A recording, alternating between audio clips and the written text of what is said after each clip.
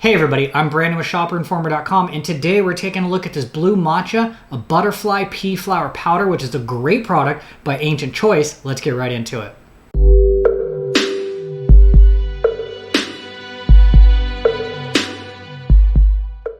All right, so if you're a tea lover or any level of a health enthusiast, we've known for a long time that green tea matcha has been very popular worldwide for a variety of its different natural properties.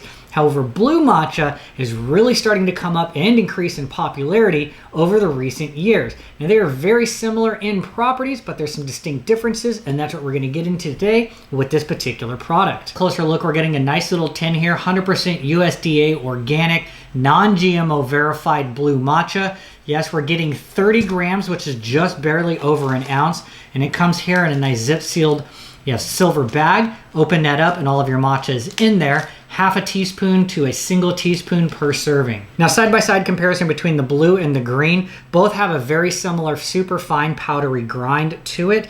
The blue is actually a little bit more of a blue-gray. I don't know if that's reading on camera, but you'll just have to take my word for it. But other than that, no major noticeable differences, right? Green tea comes from an actual green tea leaf. There's a technical name, not really important right now. Whereas with the blue one over here, it's actually a flower. It's the butterfly pea flowers that they dry and then they grind up. Now, benefit-wise, blue or green, we do have some similarities. So we got some nice natural vitamins and minerals that are included. We got those antioxidant properties, which are like anti-aging, collagen production. And then we've got the other things that a good tea should be doing for you, which is stress relief, reducing blood pressure, and really giving you a better holistic sensation while consuming it. But one of the biggest differences between the blue and the green is caffeine, and this one has little to no caffeine comparatively to a green tea. So if cutting caffeine out of your diet is something that you're looking forward to or trying to do, then this is where you're at with the blue matcha. When it comes to preparation, there's a lot of different ways you can use this and consume it. If you want to steep it like a tea, you typically get the hot water, steep it, let it sit for just a little bit.